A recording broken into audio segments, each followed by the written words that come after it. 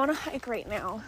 There's this guy ahead of me and he keeps looking back at me, even though I keep trying to slow down, like he's still the same distance in front of me. So I finally just like stop at this bridge and I see him with his hood up, standing in the middle of the woods, and he's doing a bunch of weird shit, like kicking and punching the air. I think he was talking to himself. He comes out from behind the tree, he turns around and starts coming back my way. I start walking and I turn around and I can see his blue hoodie underneath the fucking bridge. No hike for me today, I guess, because shitty men do shitty things. We acknowledge this woman for the courage that she demonstrated. She continued to be in action, and from the distinctions of self-offense, managed quite a few personal protection tactics. Managing the distance and ensuring that this guy doesn't get within grabbing distance of her, turning around and looking behind you. We've got the use of a non-verbal no to test out whether or not someone's listening to us. We see that in that she slows down to see whether or not he gets further from her. We see it when she chooses to stop on the bridge and see what he does. We see that when she decides not to go down the more secluded trail before she knows that he's out of sight. All of these are non-verbal no's. And at the point at which she sees him again, you are not getting my no, I am going to escalate and leave the park. That's all good self-offense. When we coach people to respond to unfolding and uncertain events, we coach them to be related to what is happening. Literally, if I was a fly on the wall, what would I be seeing and hearing? Based on what this woman said, what we would see and hear is a man walking on a trailhead, doing some boxing moves in several locations, showing up where she is. One valid interpretation of that event, that man was following her and meant her harm or was trying to intimidate her. Another valid interpretation of that event could be that that guy was out in nature living out his Karate Kid fantasy and he kept coincidentally bumping into her. At the end of the day, which interpretation was right doesn't matter. We'll never know. This woman took an action to leave the park because she felt unsafe. She is the person on the ground, so she gets to say. Our invitation to those of us watching this video or interacting with situations that are uncertain like this, notice where we collapse what